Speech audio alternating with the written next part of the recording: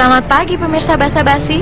Seseorang datang dan pergi bukan lagi hal yang biasa dalam kehidupan, termasuk pernikahan dan perceraian di kalangan artis yang juga tengah menjadi sorotan masyarakat.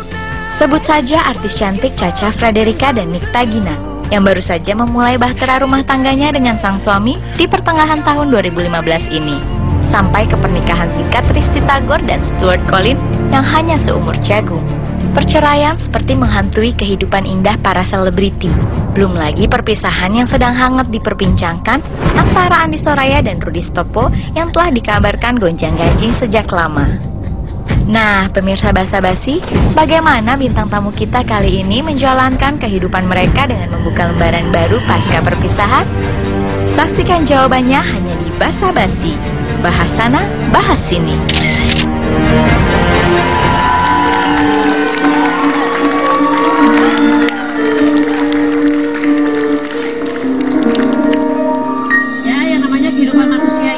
Siapa sih yang gak kepengen seperti negeri dongeng, pacaran, menikah, kemudian live happily ever after. Cuman kan yang namanya kehidupan kenyataan kan pasti lebih rumit dibanding itu ya.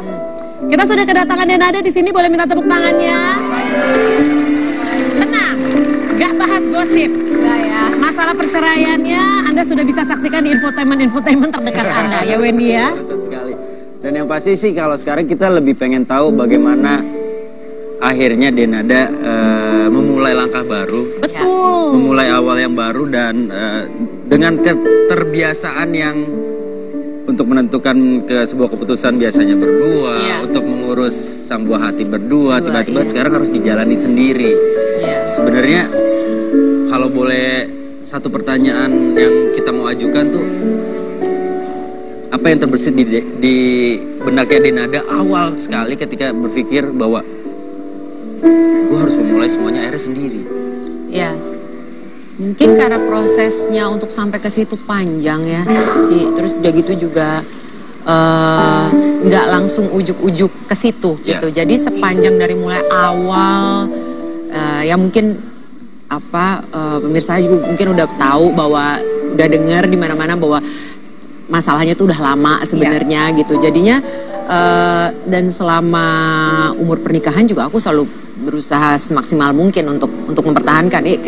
Siapa orang yang nikah kepengen cerai itu nggak ada, iya kan gitu. Jadi untuk sampai ke sini juga prosesnya juga sambil prosesnya terjadi di luar, sambil proses dalam hati juga cepat bahasanya, mempersiapkan diri sendiri gitu. Jadi udah pada saat ya udah akhirnya dengan berat hati kita memutuskan ya udah mungkin bercerai, jalan terbaik itu ya semaksimal mungkin. Kebetulan pada saat itu yang di depan mata banget tuh ada mama sama ada Shakira, dan kebetulan pada saat itu Shakira juga lagi terutama pas mau sidang ya, itu Shakira tuh lagi opname kan waktu itu gitu. Jadi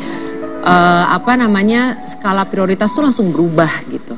Jadi aku dan shiftingnya cepet berarti cepet banget. Langsung jadi di atas tuh langsung jadi Shakira, terus mama, terus baru nanti urusan aku dan lain-lain tuh nanti urusan belakang. Jadi udah gitu cepat-cepat. Sebenarnya apa yang permasalahan yang apa yang dialami oleh Dena itu banyak banget orang yang ngalamin. Mungkin sekarang Anda lagi nonton Basa-Basi sedang melewati proses itu. Nah makanya sekarang kita pengen belajar dari bintang tamu kita. Bukan mengencourage orang untuk pisah ya. Tapi justru kita mau tahu gimana sih caranya, struggle-nya, emosinya dari pertama kali sudah mulai tidak ada kecocokan di rumah tangga, kemudian sampai akhirnya lumayan setahun ya berusaha, tapi akhirnya harus berpisah juga. Kalau aku tanya sekarang nih, skala kegalauan seorang Denada saat ini dari skala 1 sampai 10, pas awal-awal kan mungkin 10 setengah, 20 beneran. Kalau misalnya skalanya skala 20 tuh lu berapa lama tuh untuk bisa tone down? Jadi kira-kira 1 bulan atau 2 bulan sebelum sidang pertama itu udah mulai naik tuh, naik. Terus akhirnya putusin untuk masukin gugatan kan. Itu sebelum bulan puasa itu mulai naik tuh, tapi masih di bawah 10. Begitu sidang pertama tanggal 3 Agustus di hari yang sama, waktu itu Shakira udah 3 hari masuk, 3 hari opname, itu 100 sih rasanya. udah bukan 10, Kayak 100. ada dua masalah yang berlangsung sekaligus gitu ya. Iya, kan kita ibu, kita pasti tahu kalau misalnya anak itu kalau sakit ya Bu, pasti yang ditempel tuh ibunya terus kan, apa-apa Ibu. Itu aku udah 3 hari itu di rumah sakit nemenin Shakira tuh udah nggak tidur, nggak mandi, which is itu normal, semua ibu pasti begitu karena digelendotin terus sama dia. Dan pagi itu di hari ketiga dalam keadaan Shakira udah 2 hari dikasih antibiotik tapi badannya jadi virusnya tuh nggak ngaruh, resisten. Jadi dia masih panasnya masih tinggi. Jadi dokter baru pagi itu memutuskan mau dikasih obat lain. Jadi lagi heartbroken, lagi patah hati banget karena itu. Dan saya harus ninggalin anak saya dengan dia yang ibu, aku harus tinggalin karena aku harus jalan keluar ke sidang. Karena ada satu hal besar yang harus perceraian. Yes. Ya, jadi itu sih rasanya 100 sih. Gitu. Tapi semua ibu tahu rasanya. Iya, rasanya pasti tahu. Tapi sekarang enggak lah. Sekarang berapa skalanya? Sekarang ya 7 lah. 7, oh masih agak lumayan ya. Ya udah, tapi masih udah. Ya. Karena pasti butuh waktu juga kan ya. Ya kan orang pacaran aja putus cinta aja. Betul. Orang pacaran yang 1 bulan, 2 bulan, 3 bulan, 6 bulan aja putus cinta aja rasanya nggak enak. Kalau pacaran kita putus enak, semua bekas-bekasnya dibakar. Lah kalau udah kawin kan nggak mungkin bekas-bekas dia semua kita bakar kan, karena masih ada anak yang keterkaitan. Iya benar. Ya udah. Nanti kita bakal obrolan lagi, tapi sebelum kita ngobrol lebih lanjut, kita akan lihat ini dia Viti perjalanan hidup dari seorang Denada. Seperti apa? Ini dia.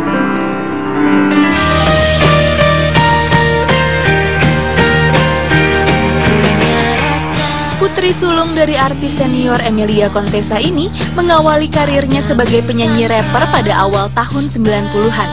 Denada Elizabeth Anggia Ayu Tambunan atau yang akrab disapa Denada juga pernah menjajakan karirnya di dunia dangdut pasca menempuh pendidikannya di negeri kanguru Australia. Memasuki awal tahun 2012, Denada pun akhirnya menemukan tambatan hatinya. Pada bulan Februari 2012, Denada memutuskan untuk menikah dengan seorang fotografer bernama Jerry Aurum di Pulau Dewata, Bali. Setelah beberapa bulan menikah, Denada dikaruniai seorang putri bernama Shakira Aurum yang lahir pada tanggal 11 Desember 2012. Namun pernikahan ini ternyata tidak bertahan lama. Di tahun ketiga umur pernikahannya, Denada memutuskan untuk berpisah dengan sang suami Jerry Aurum. Tepat di bulan Juni 2012, Denada resmi menyandang status jandanya.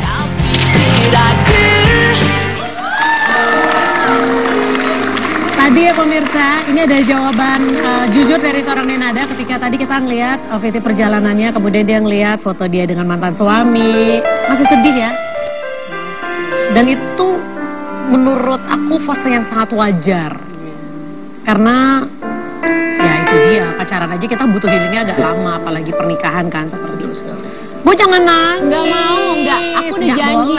Gue udah janji gue nggak mau nangis. Iya, betul. Nggak mau, setuju. nggak mau. Udah cukup. Kemarin adalah saat-saat terbanyak dalam hidup gue nangis. Jadi hari ini gue akan tahan semuanya. Nggak akan nangis, nggak. Pokoknya kalau sampai Denada nangis, kita denda 1 tetesan air mata Rp500.000. Tapi Safalo jebol nggak apa-apa ya. Tapi Safalo jebol nggak apa-apa. 1 tetesan air mata 500.000. Berarti kalau host yang memancing sampai dia buat nangis 1 juta ya denda ya. Ya udah, 1 pertanyaan sebelum kita iklan dulu. Kan sekarang hak asuh jatuh ke Denada. Ya. Nah kalau peran ayahnya sendiri bagaimana ke Shakira? Jangan dijawab dulu. Oh iya maaf. Oke, biar penasaran kita akan kembali tetap di Bahas Basi, bahas sana, bahas ini. Kita bukan hari yang baru, sebagai semangat langkah ke depan, jadi pribadi baru. Kita buka hari yang baru, sebagai semangat langkah.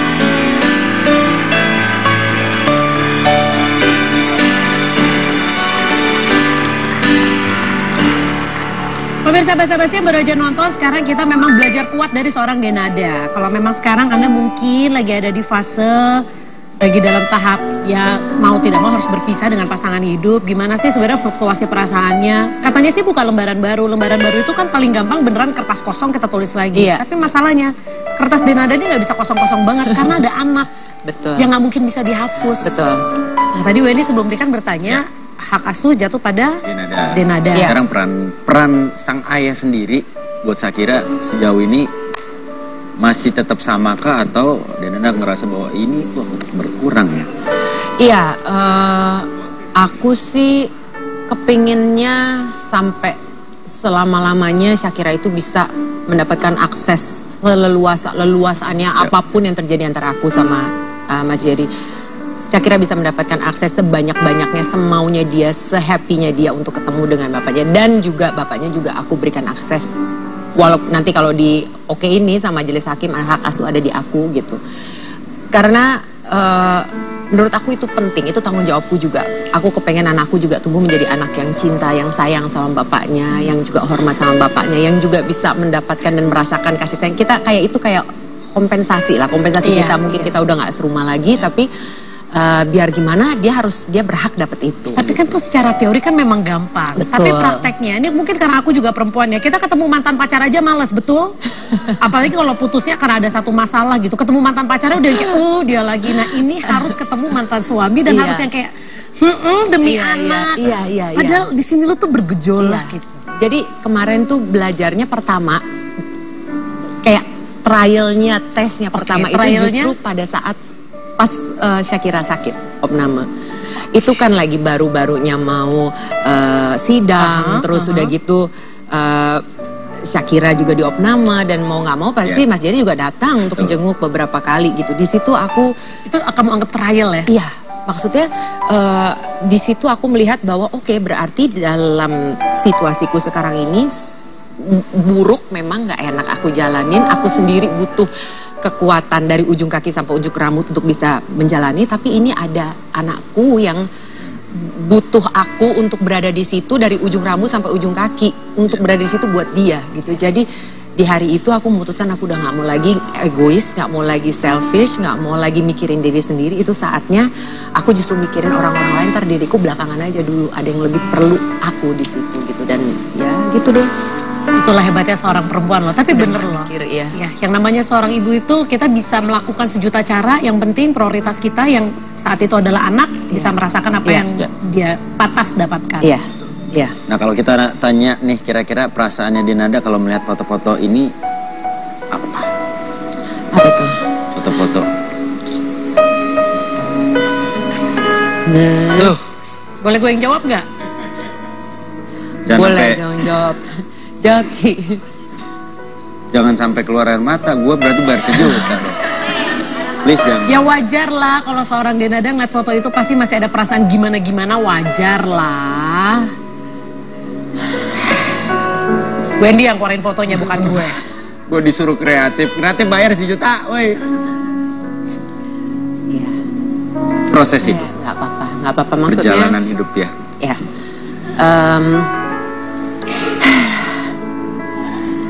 Aduh. Oke, Dinada nggak harus menjawab. Dengan cara dia merespon kita sudah tahu. Dan menurut aku ini adalah hal yang sangat wajar. Ini membuktikan bahwa memang apa yang dia alami itu adalah satu yang memang tidak mudah. Oke, Dinada, kamu tidak seorang diri. Ini kita alihkan dulu ya supaya dia tidak meneteskan air mata dan tidak membayar 500.000 ke kita. Tapi kita setuju yang tadi aku bilang, yang namanya seorang wanita itu pasti akan berjuang untuk anaknya. Masalah perasaan dia tersakiti itu urusan ke 1000 bahkan mungkin. Betul. Ini saya punya satu tayangan yang Anda juga harus lihat untuk membuktikan betapa hebatnya orang tua.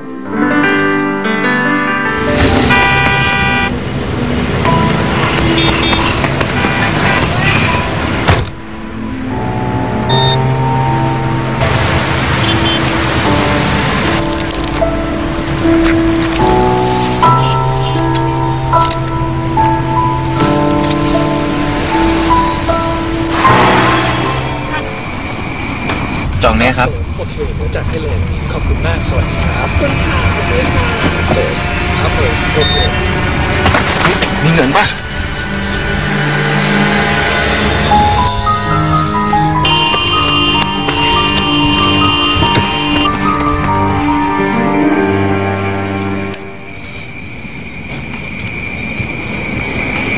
แม่เป็นไงบ้างแม่ไม่เป็นอะไรลูกแล้วหนูอะทำกันบ้านหรือยัง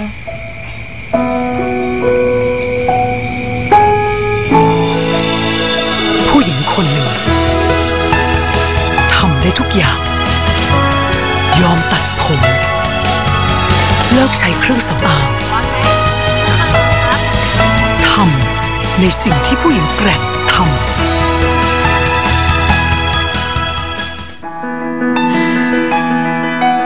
Sedih juga ngeliat itu. Hebat ya. Aku tidak bermaksud mengagung-agungkan seorang ibu loh, mentang-mentang aku seorang perempuan. Tapi menurut aku wanita itu seperti aku bilang bisa mendadak sejuta kali lebih kuat dan mengignore perasaannya sejuta kali lebih nggak peduli. Yang penting anak yang memang saat ini menjadi fokusnya merasakan kebahagiaan yang memang patut dia rasakan. Ya, betul. Kita akan membahas dengan cara yang menyenangkan ya, supaya Denada nggak nangis-nangis lagi. Sekarang aku mau tahu gini deh, buat Pak, Bu, bayar saya Pak. Bapak bayar saya Pak. kok bayar Ibu? Bapak nangis Pak. Bapak nangis? Kan bukan karena Ibu. Iya nggak peduli, tadi kan janjinya harus bayar. Elah, kenapa jadi harus bayar, Bu? Kan bintang tamu. Bintang Bapak tamu. malah mewek sih Pak. Bayar ya. Bintang tamu. Gopek ya. Ibu-ibu juga pada nangis, bayar, gopek.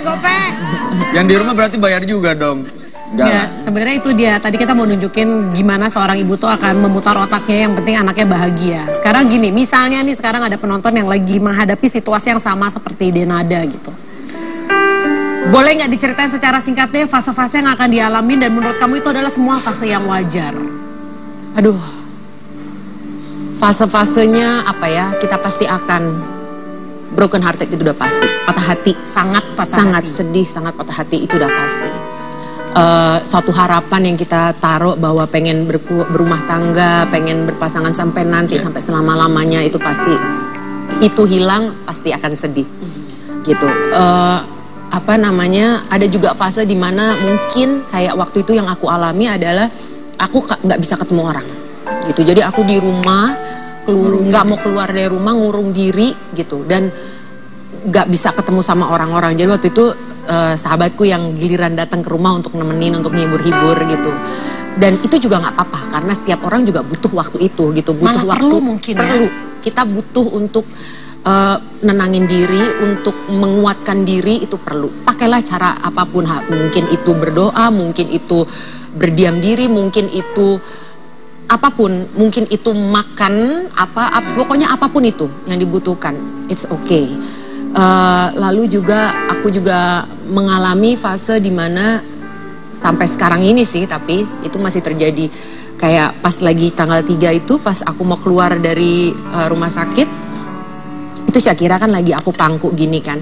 Itu aku seharian itu nangis, bener-bener dari semalaman itu aku udah gak tidur karena Syakira masih dimasukin antibiotik, masih udah infus segala macem deh. Jadi pagi itu aku lagi duduk gitu, Syakira di sini madep ke sana dan aku di belakang situ tuh nangisnya. Tapi begitu Syakira ke belakang tuh aku langsung diem gitu dan berusaha gimana caranya dia nggak lihat aku nangis. Karena gitu. Kamu nggak mau lihat Syakira. Aku nggak mau dia ngeliat aku nangis. Dan itu makanya aku berusaha setengah mati karena aku tahu sekarang dia pasti nonton aku di rumah. Jadi gue mau nangis.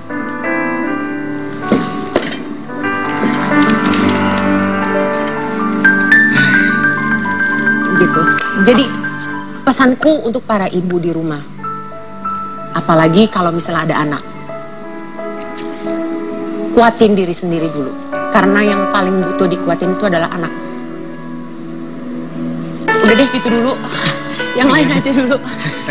Ya udah, nanti kita bakal ngobrol lagi pemirsa. Dan sekarang saya punya sesuatu tanggapan masyarakat tentang perceraian. Ini dia.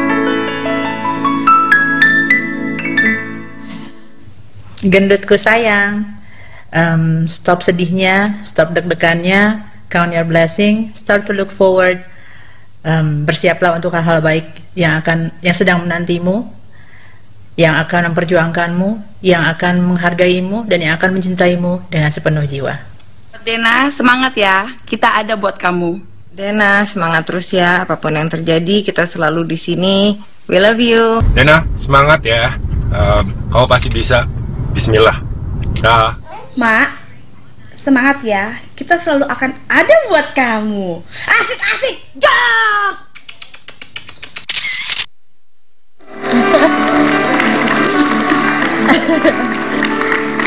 Kalau dari bisik-bisik tetangga yang saya dengar nih Wendy, justru ketika kita sedang ada masalah seperti ini, jangan pernah menarik diri dari sahabat. Iya. Karena justru lingkungan terdekatmu, terutama para sahabat, yang akan menjadi kekuatan tersendiri untuk kamu. Iya, benar. Waktu pas aku lagi baru ribut-ribut nih gitu, maksudnya ribut-ribut dalam arti kata lagi goncang-goncangnya lah gitu, lagi udah mutusin mau pisah gitu. Aku langsung, terus semua sahabat-sahabatku yang tadi mereka itu langsung pada ngeriung semua. Pada ngumpul semua. Itu atas permintaan Dinada atau mereka sendiri? Aku yang minta, karena mereka pada saat itu belum tahu. Jadi maksudnya belum tahu bahwa itu keputusannya gitu. Jadi ngeriung semua dan dan mereka betul-betul sampai sekarang ini mereka ya kasih support, dan kebanyakan kan dari mereka semuanya juga udah berumah tangga gitu. Jadi udah mereka punya anak tahu juga. rasanya seperti apa ya. Iya gitu. Jadi mereka terus ada di situ untuk kasih support semua deh, support, doa. Waktu aku yang lagi nggak bisa keluar rumah itu benar-benar mereka giliran datang ke rumah, dan kadang-kadang they do silly stuff gitu hanya untuk me-entertain biar aku ketawa gitu. Dan sedikit informasi pemirsa nih, pada saat Denada sekarang ada di sini ada 2 sahabatnya ya. Denada nggak nangis dari tadi, sahabat yang sibuk nangis tuh ada di situ tuh. Iya. Yaudah. Untungnya mereka nggak terlihat di TV, jadi mereka nggak perlu bayar 500.000. Ya udah, kita akan bahas lebih lanjut lagi. Jangan kemana-mana, tetap di Basa Basi.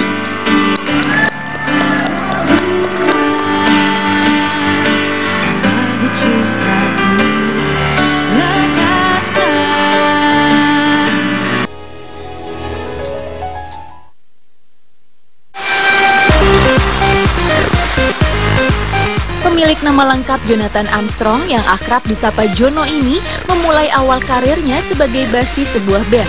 Pria asal London yang notabene adalah anak dari seorang pendeta pada bulan Oktober tahun 2000 silam memutuskan untuk menjadi seorang mu'alaf yang akhirnya menikahi wanita berdarah Aceh yaitu Fauzia pada Desember tahun 2000. Bersama Fauzia, Jono menempuh biduk rumah tangga dan memiliki 3 orang anak. Namun amat disayangkan, pada November tahun 2014 lalu Jono resmi berpisah dengan Fauzia. Kini ia menyandang status baru sebagai duda anak 3 dan menjadi seorang single parents. Di tahun 2015 ini, Jono dikabarkan tengah berpacaran dengan Cit atau yang biasa dikenal dengan sapaan Cice. Apakah hubungan mereka akan berlanjut sampai pelaminan dan Cice menjadi wanita terakhir sebagai pendamping Jono?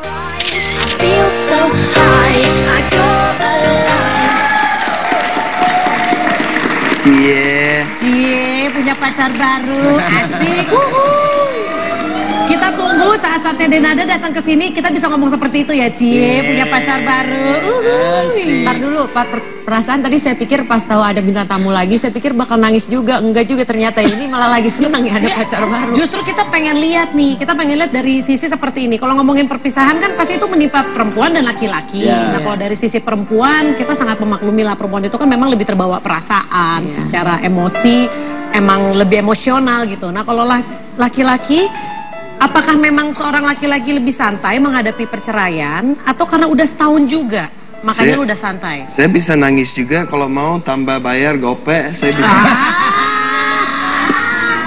Nangis by request berarti. Nangis by request. Gue pikir keren ini. Yang doyan duit gue doang, dia juga doyan ternyata. Ya, semua doyan pada akhirnya. Tapi nih Jono harus dijawab nih, kalau cewek, pernikahan laki-laki perempuan, keduanya kan bisa aja merasakan hal yang sama, sedih. Iya. Ya kan? Nah satu pertanyaan gue nih Cipan. Apa? Kalau diantaranya ngerasa sedih gak ya? Maksudnya bapak yang ngondek? Bapak tanya aja yang ada di sini tuh. Gak ada, di sini gak ada. Nah kalau Jono sendiri kan memang kelihatannya bahagia tadi seperti kita sih ngeliat lo happy nih. Iya. Karena udah setahun, udah lewat, atau emang kalau cowok tuh santai? Iya, ada masa-masa galau juga, sekitar 3-4 bulan pertama ada masa galaunya. Galaunya cowok tuh gimana sih? Nangis, ngurung diri nggak sih? Kalau nangis sih enggak, cuman pikiran aja. Pikiran. Apa yang dipikirin sama Jono pada saat itu? Ya, di pikiran apa keputusan aku bener apa enggak gitu. Oh, masa-masa gampang itu ada? Dina ngalamin itu nggak? Duh, ini gue bener nggak ya? Apa harusnya gue bertahan ya?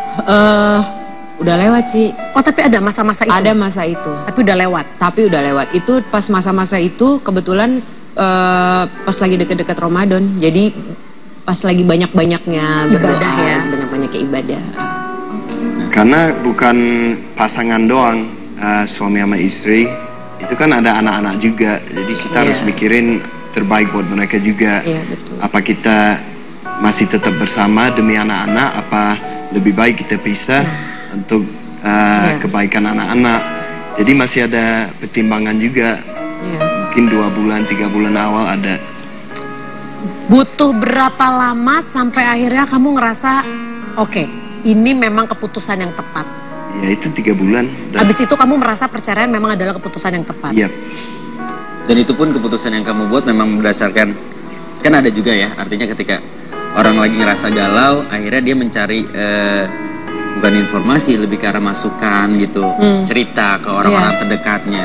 Nah kalau kayak Jono sendiri, keputusan itu memang didapat ya udah karena berdasarkan 3 bulan ini gue pikirin matang-matang, atau memang ada orang kasih tahu bagusnya begini, orang kasih tahu bagusnya begini. Enggak, saya mikir sendiri. Kalau saya ada keputusan yang sulit, saya selalu bikin, saya selalu catat pro dan kontra dari semua. Jadi saya nimbang, kalau saya ambil keputusan A, pro dan kontranya apa, keputusan B, pro dan kontranya apa, saya tulis semua. Dan itu sangat membantu kamu dalam mengambil keputusan? Iya. Kalau cowok lebih gitu ya, lebih realistis ya, langsung ya. Lebih logik. Lebih logik, yes.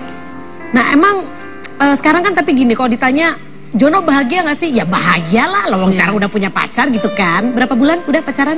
Iya udah 3-4 bulan lah. Udah 3-4 bulan. Dikenalin ke anak udah dong? Udah. Respon anak pasti asik dong? Asik. Sebenarnya gue udah agak tahu sih isi-isi jeroannya dia. Nanti kita bakal korek-korek lagi pemirsa. Tapi sekarang saya akan mengundang, ini ada satu narasumber kita. Kita pengen tahu sebenarnya memang untuk membuat lembaran baru, apa iya seorang laki-laki itu lebih mudah? Apa iya perempuan itu akan melewati fase gloomy-nya lebih lama dibanding laki-laki? Langsung saja kita akan invite. Ya, ini ada seorang relationship consultant, Lex The Praxis. Keren gak? Lex The Praxis. Kita import jauh-jauh loh nih. Apa kabar? Sehat ya? Selamat datang kembali, silahkan. Lex. Nih kita akan kupas tuntas tentang membuka lembaran baru dari sisi cewek dan sisi cowok. Apa iya cowok itu segampang itu untuk membuat lembaran baru dibanding perempuan? Kita ngeliat secara kasat mata gitu, tapi kenyataannya seperti itu nggak sih? Kelihatannya lebih mudah memang biasanya kalau untuk yang laki-laki, kelihatannya. Padahal sebenarnya sama aja. Cuman aktivitas yang dilakukan aja. Biasanya pria kalau misalnya ngalamin gangguan, ada shock ya, biasanya mereka akan lari bermain-main. Oke, mereka have fun. Bener ya? Ya kan? Bener. Tapi itu caranya handling shocks gitu actually. Kalau perempuan biasanya ketika ada shock, ada benturan terjadi, biasanya dia akan mengurung, ngobrol sama teman-temannya, bukan kelihatan main-main. Gitu. Justru kalau kelihatan main-main kan kesannya kan jelek banget gitu. Baru-baru. Ya, benar-benar. Jadi makanya mereka biasanya jadi solitude, ngobrol sama keluarga, sama teman dekat gitu. Tapi shocknya sama sebenarnya. Cuma tampilan luarnya kelihatannya beda. Gitu. Nah itu kalau itu memang sudah standar seperti itu atau memang case by case, artinya ada memang cowok yang memang bisa have fun setelahnya dan ada juga cowok yang memang tetap bisa mengurung diri setelahnya. Oh ya, itu yang mainstreamnya, intinya itu yang jadi kita ngomong yang rata-rata air lah ya, seperti itu ya. Dan kebetulan yang ada di sini juga seperti itu. Ya betul. Ya, tapi ada juga pria yang begitu ngalamin shock, mereka malah jadi menutup diri, mereka jadi depresi. Tapi sangat jarang dibanding perempuan. Itu dipengaruhin sama kalau memang teman-temannya juga nggak ada. Teman-teman yang nggak punya teman, nggak punya social life. Jadi ketika mereka dihalami oleh trauma seperti itu, mereka jadi letoy. Jadi letoy. Pak tuh bahasanya keren Pak, shutdown. Ini bahasanya letoy. Gimana sih Bapak? Terus ada juga yang mengatakan, katanya kalau misalkan membuka lembaran baru, seorang laki-laki akan sangat mudah menemukan orang baru dibanding perempuan. Jadi Denada ini akan lebih lama nih untuk bisa membuka diri karena masih ada trauma-trauma, standarnya pasti lebih naik lagi. Sedangkan kalau laki-laki itu lebih cepat karena dia butuh kehadiran wanita. Ada benernya ada enggaknya ya kita ngomongnya. Kalau benernya pengertiannya gini, pria tuh jadi lebih cepat menemukan yang baru. Sebenarnya bukan menemukan baru dalam pengertian mau menikah lagi atau mau langsung punya hubungan lagi. Tapi intinya pengen punya teman wanita baru, itu aja dulu. Nah perempuan agak lambat, agak lama, itu karena pikirannya panjang, nggak mau cepet-cepet deket dulu sama yang baru, karena nanti bisa terluka lagi, karena apa lagi. Jadi ekspektasi perempuan tuh melindungi hatinya banget. Sementara kalau pria, ya kalau laki-laki, mereka tuh temenan, belum tentu mau long term juga kok. Yang penting berteman aja dulu. Yang penting ngisi waktu, itu yang tadi gue bilang itu loh, yang mereka. Tapi perempuan gitu. Tapi harus perempuan. Mereka harus perempuan. Biasanya perempuan, karena lebih dapat empatinya. Ya seperti itu. Tidak segitu. Emang ya, nggak apa-apa. Cepet yang sana cepet ya? Nggak apa-apa. Nggak apa-apa. Iya benar. Gitu. Ini kalau mau konsultasi langsung boleh loh, mumpung gratis. Kalau mau nanya boleh, silakan. Pak, saya mau nanya. Oke. Tapi saya wajar ya masih kayak gini ya? Mengingat kondisinya masih baru ya Dena ya, wajar.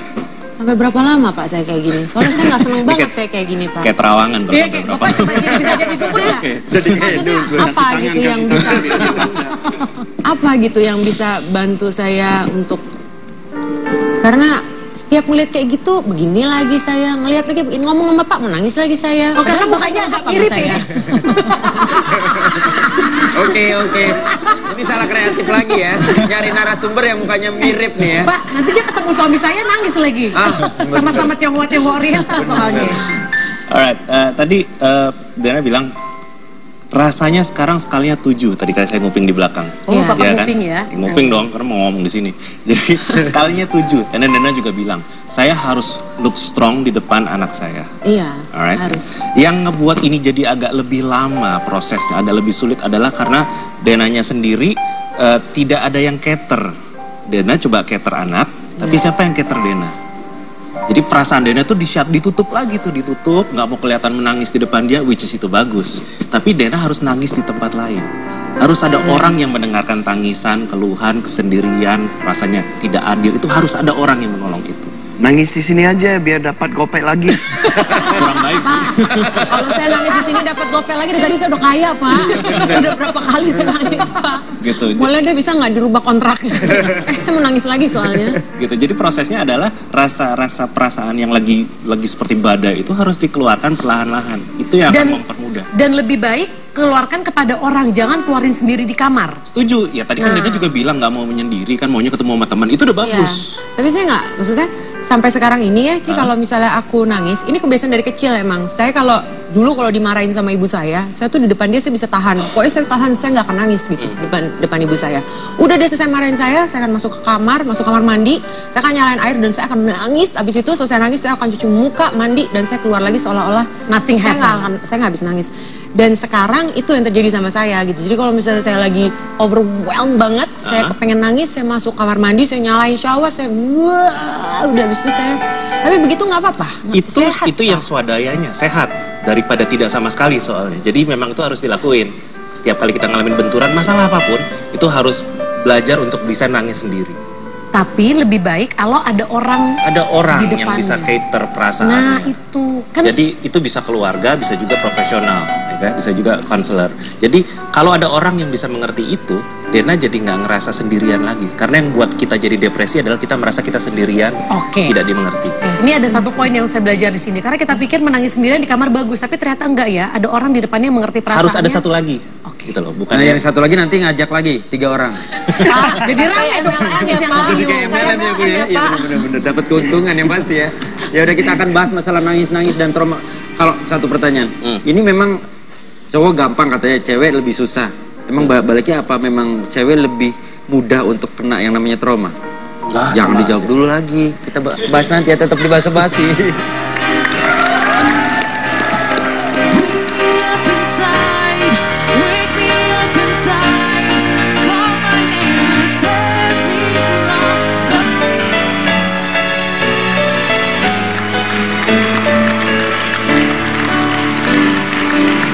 Tadi pas iklan berlangsung pun bintang tamu kita tetap konsultasi ya, mumpung gratis di sini, mahal loh dia coba kalau enggak loh. Tapi sekarang gini, oke. Sekarang dulu jawab dulu pertanyaan gue. Nanya yang mana sih tadi Bapak? Yaitu apaan tadi? Oh, masalah trauma. Kalau ya maksudnya kan juga ada beberapa teman saya yang memang mengalami hal yang sama, ya kan, artinya. Dan saya memang melihat kadang-kadang wanita, yaitu tadi kecenderungan untuk menutup diri, kecenderungan untuk membuka lembaran barunya kan memang lebih lama daripada cowok. Apa itu memang bersangkutan dengan, emang cewek gampang banget trauma? mereka cewek lebih mudah trauma dibandingkan pria. Iyalah.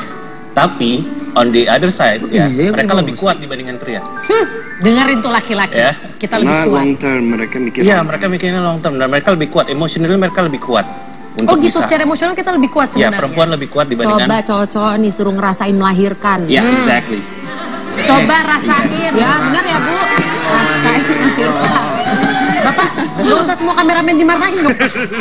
Kan yang cowok cuma kameramen. Terus Ngebayangin ya, Denada harus sidang perceraian, anaknya masuk rumah sakit, seorang ibu tuh pasti tahu load perasaannya tuh kayaknya kalau udah bisa gila kali di tempat.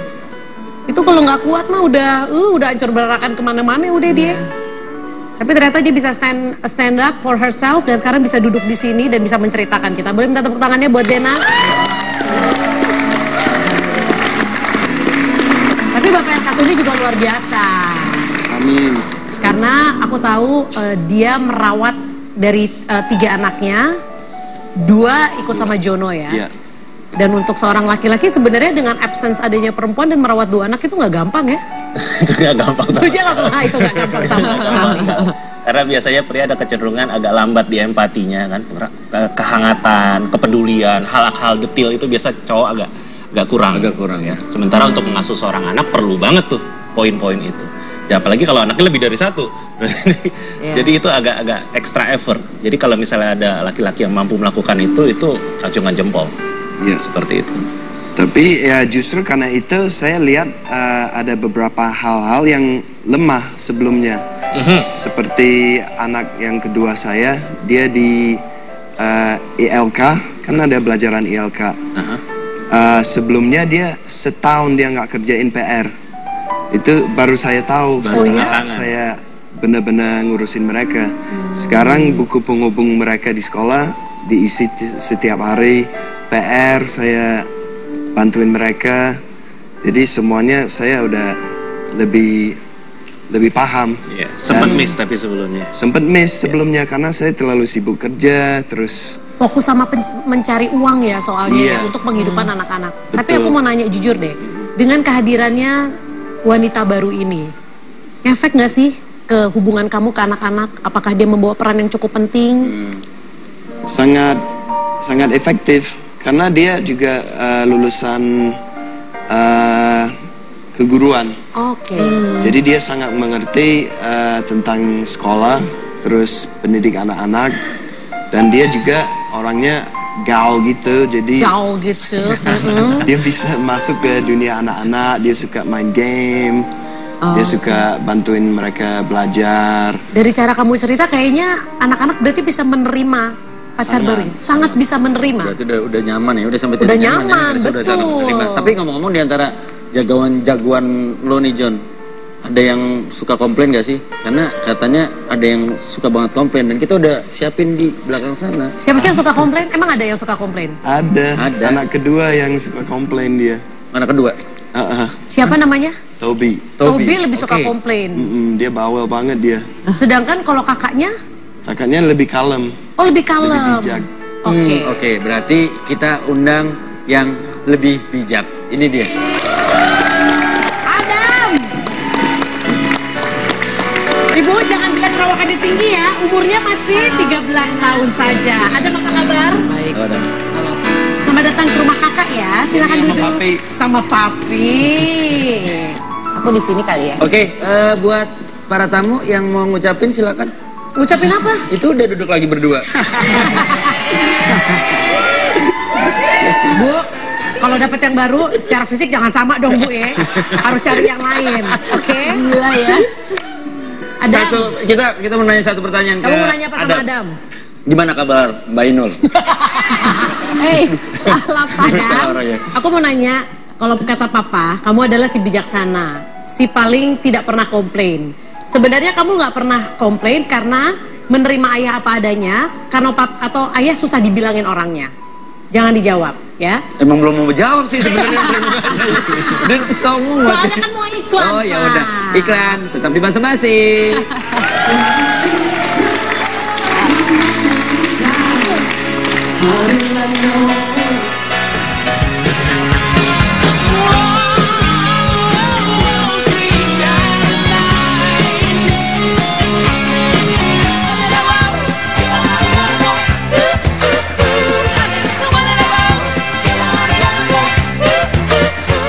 Hit me one time, hit me two times, hit me three times.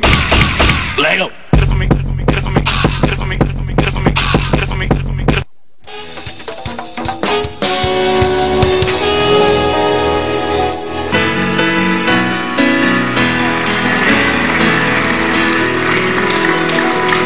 Ini lagi-lagi karena keterbatasan waktu langsung aja dijawab tadi pertanyaan kakak yang tadi.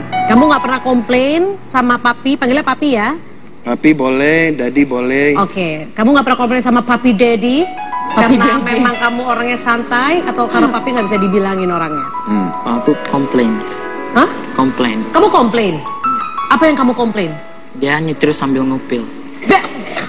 Penting banget komplainnya. Ini berhubungan dengan masalah masa depan. Nyetir sambil ngupil, dikomplain sama anaknya. Keren. Sama bau ketek. Bau ketek. Tapi bau ketek. Oke. Oke, ini penting banget yang dia komplain. Mungkin itu upil dan bau ketek penyebab perceraian. Enggak usah tes Pak, saya terima kasih. Tapi yang pasti ini ya, sebelum nanti Den ada bernyanyi, tadi kita sempat ngobrol, bahkan Jono sempat kasih dengar aku rekaman percakapan antara dia sama anaknya ketika pertama kali dia memperkenalkan atau ngasih tahu ke anaknya bahwa dia pacaran, justru anaknya memberi nasihat. Karena saya bingung, saya udah lama nggak pacaran ya, udah 14 tahun, jadi saya nggak tahu cara mendekati PDKT harus ngomong apa gaulnya. Jadi dikasih nasihat sama anaknya. Jadi saya minta tolong sama anak-anak karena mereka kan pacarnya udah banyak. Jadi dinasehatin sama dia. Ini hubungan yang sangat luar biasa. Tapi berarti intinya memang sudah terbuka sama anak seperti apa adanya. Iya, semua kita terbuka, transparan. Ya karena kan nanti akan berhubungannya sama mereka juga. Oke, kalau begitu. Waktunya tinggal 1 menit dan terpaksa kita harus cabut. Besok kita ketemu lagi ya jam 10 pagi. Terima kasih buat bintang tamu, tetap survive apapun yang terjadi. Kuat semuanya, semangat. Lebaran baru.